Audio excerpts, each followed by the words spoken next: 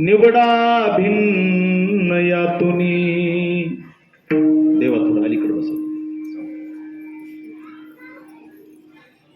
आपापना मध्ये मिळू एक खेळू एकासी. घाबरियाच्या मोडा काड्या धाडा भ्याडा वळतिया. आपापना मध्ये मिळू एक खेळू एकासी.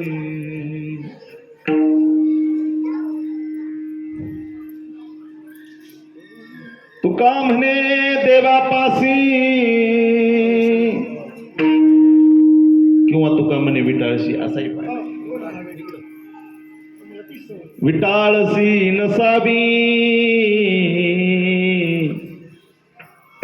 आपापना मध्ये मिळू एक खेळू एकासी. विठ्ठला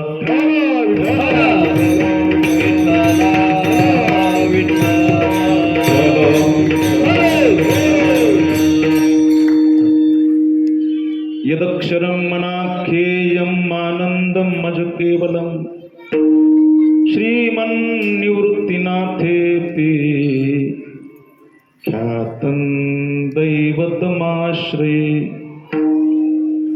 किरीटोज्ज्वलत् सर्वदिक्प्रान्तभागम् सुरैरर्चितं दिव्यरत्नैः नर्घैः. त्रिभंगाकृतिं बर्हमाल्यावतंसं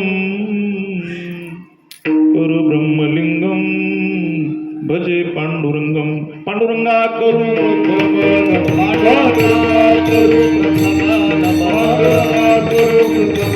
पांडुरंगा करू प्रथमा नमन. दुसरे चरणा संताजिया दुसरे चरणा संताजिया.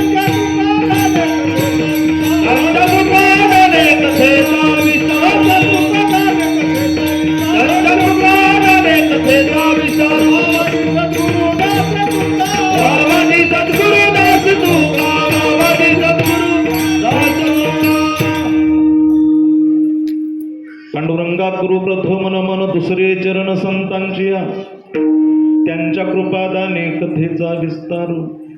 बाबाजी सद्गुरु दास तुका अलंकापुरी रम्य सिंहासनस्थं पदांभोज तेजस्फुरति प्रदेशं. विधीन्द्रादिदेवैः सदा स्तूयमानं समाधिस्थमूर्तिं भजे ज्ञानदेवं. नमो सद्गुरु तुकया ज्ञानदीपा.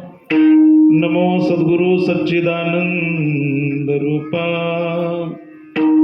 नमो सद्गुरु भक्त कल्याण मूर्ती. नमो सद्गुरु भास्करा पूर्ण कीर्ती. तुझा आठवी विसरवी आपणा ते तरंगा जळी घालिता ऐसे होते. अलंकार सोनेची होऊनी ठेला निळाया परी आठवी सद्गुरुला. विठ्ठला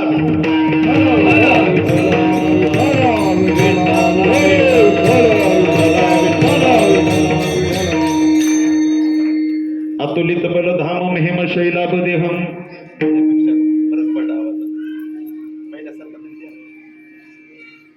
अतुलित बलधाम हेम शैलाभदेहम. धनुजवन कृशानं ज्ञानी नाम अग्रगण्यम. सकल गुणनिधानं वानरा नामधीशं. रघुपति प्रिय भक्तं वाद्यजातं नमामि. जटाटवी गलज्जल प्रवाह पावितस्थले गलेवलंब्य लंबितां भुजंग तुंग मालिकां. डमड्डमड्डमड्डमन्निनादवड्डमर्वयं चकार चंड तांडवं तनोतु नः शिव शिवम्. जटाकटाह संभ्रम भ्रमन्निलिंप निर्झरी विलोलवीची वल्लरी विराजमान मूर्धनी. धगत धगत धगत ज्वलल लाट पट्ट पावके किशोर चंद्रशेखरे रती प्रतीक्षणम मम विठ्ठल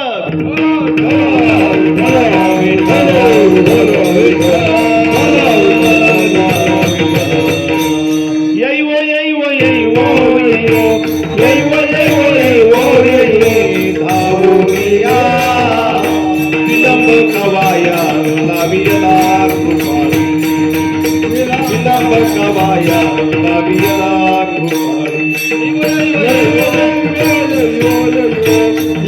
येईवो येईवो धावूया विलंब कवाया लावियला कृपाळी विलंब कवाया लावियला कृपाळी सबाई विश्वंभरे भवसे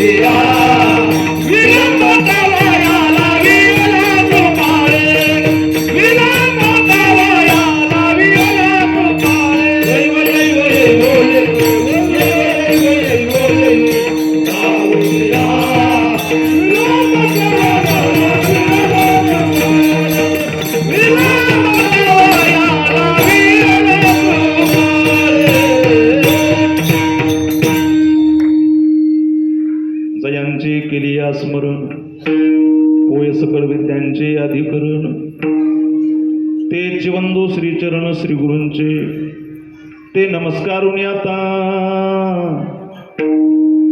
प्रस्तुत आजची कीर्तन रूपी सेवा मौजे तेलगाव गावामध्ये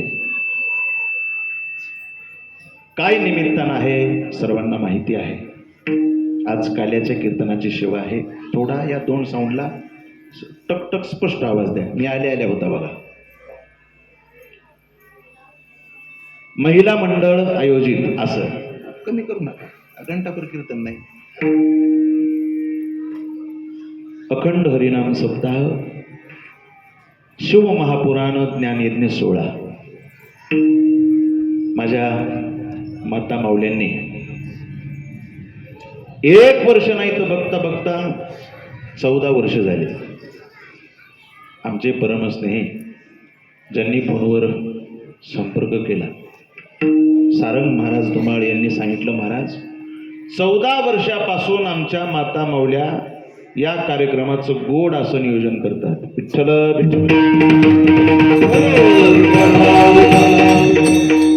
या वर्षी त्यांचा मला फोन आला होता शिव महापुराण कथेसाठी, पण मी थोडा व्यस्त असल्यामुळे मी म्हणलं बघू थोडं पुण्य कमी पडलं म्हणलं.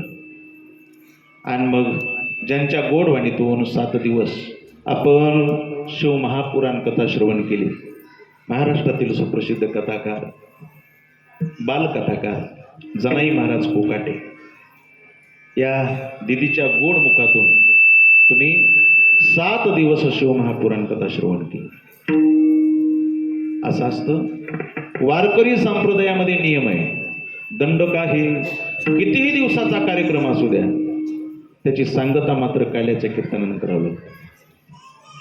3 दिवसाचा असो, 5 दिवसाचा असो, 7 दिवसाचा असो, किती दिवसाचा असो.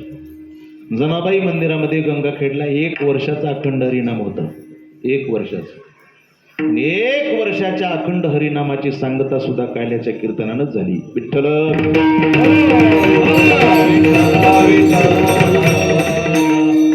कारण काल्याचं कीर्तन म्हणजे परिपूर्णतेचं प्रतीक म्हणजे काल्याचं कीर्तन आहे.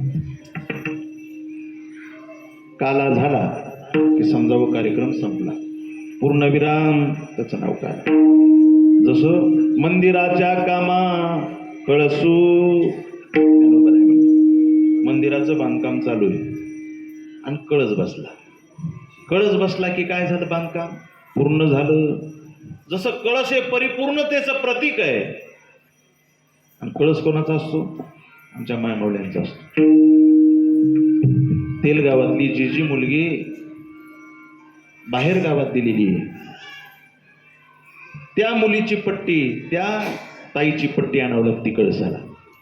आणि पट्टी दिल्यानंतर मग त्या भूषणानं देतात, 500, 1100, 2000 भूषणानं देतात. आणि कळसाचा कार्यक्रम झाल्यानंतर जर तिला नाही येणं झालं तर मग गावकरी तिची साडी चोळी काय प्रतिमा फोटो असेल ते तिच्या वडिलांजवळ देतात आणि वडील घेऊन जातात तिला.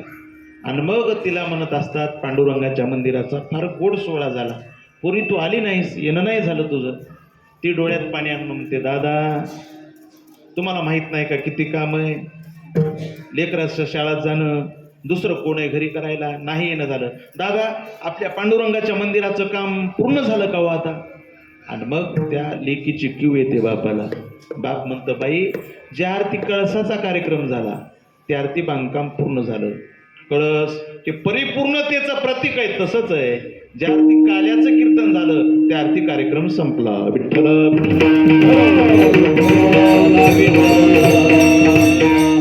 आणि म्हणून आजचा काल आहे. पण उशीर होण्याचं कारण आणि थोडं तातडीनं चालण्याचं कारण बघा, मी सोनपेठवरून निघालो आणि आमचे बंधू बालासाहेबजी फपाळ, विकासनामा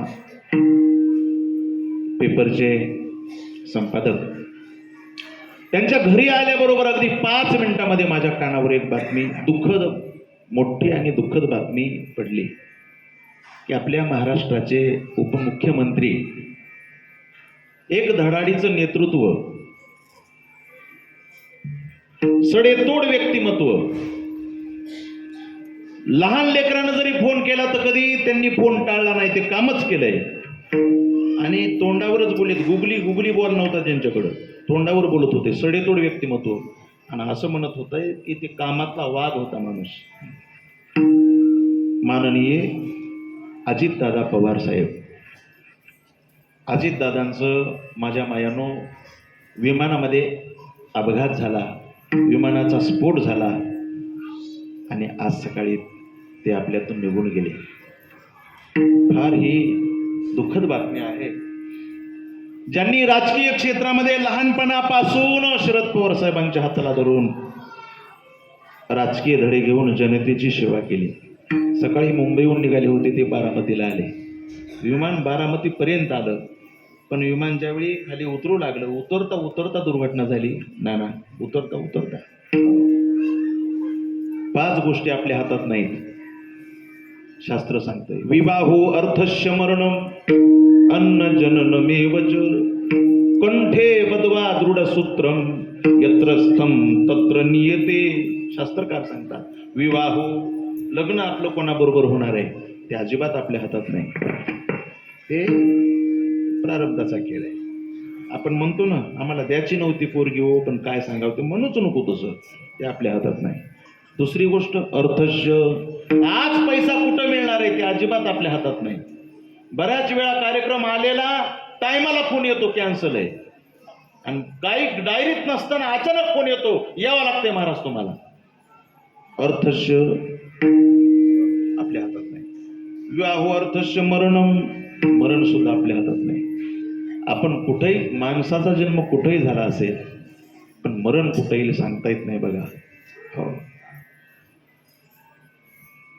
अजितदादाचा हा दुर्घटना मृत्यू अगदी काळजाला पोखर करून गेला. राजकीय क्षेत्रातील, सामाजिक क्षेत्रातील हे दुःख न भरून निघणार आहे. मोठे मोठे वाघासारखे नेते गेले आणि त्याच्यात आणखी एक वाघ गेला, ते म्हणजे अजितदादा. एक मोठं नेतृत्व आम्ही आज गमावलंय, मोठं नेतृत्व. आणि म्हणून दादांच्या आत्म्याला चिर शांती लाभो हीच ईश्वरचरणी, पांडुरंगाच्या चरणी आपण प्रार्थना करूया. आणि कीर्तनामध्ये श्रद्धांजली चांगली गोष्ट आहे. कीर्तनामध्ये चांगली गोष्ट आहे का, तर आपण असंही वारकरी जर एखादे गेले तर त्यांच्यासमोर काय करतो आपण? कीर्तन करतो, भजन करतो की नाही? म्हणजे कीर्तन करणे, भजन करणे याला कोणतंही बंधन नाही दादा. उलट त्या व्यक्तीसाठी चांगलं आहे. लक्षात आलं का? उलट, अरे दुःख तर आहेच. हो, महाराष्ट्राचं लाडकं आणि भविष्यातलं देशाचं लाडकं नेतृत्व होतं. बघा अशा काही घटना आहेत. आपल्या देशाचे पंतप्रधान राजीवजी गांधी अशा दुर्घटनेत गेले बघा. त्यांची आई इंदिराजी गांधी आता कशी का होईना पण दुर्घटना झाली नाही ती. आणि आज तर हे अपघात झाला दादाचा. विठ्ठल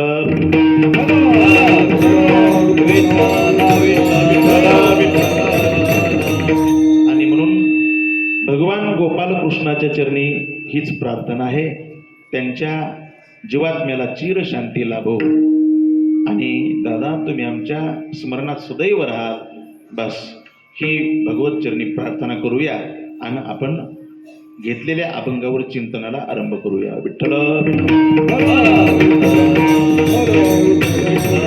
उपस्थित सर्व सज्जन श्रोते मंडळी, माझ्या माता माऊलींची पुरुष मंडळीची आदरणीय देवबाप्पा आहेत, त्यांची उपस्थिती, महाराष्ट्रातील सुप्रसिद्ध भजन सम्राट वैजनाथ नाना काशीद आहेत, सुप्रसिद्ध भजन सम्राट आमचे माऊली महाराज जगताप आहेत, सुप्रसिद्ध भजन सम्राट आप्पा महाराज कोथंबिरे आहेत, सुप्रसिद्ध भजन सम्राट, ही सगळी प्रेमाची मंडळी महाराज, सर्वांच्या पायी आदरानं नमन करतो. मृदंगभूषण दयानंद महाराज कोथंबिरे यांची उपस्थिती आहे. अगदी संयोजकांनी दिलेल्या, सारंग महाराजांनी दिलेल्या वेळेमध्ये आपण बोलण्याचा प्रयत्न करूया. विठ्ठल.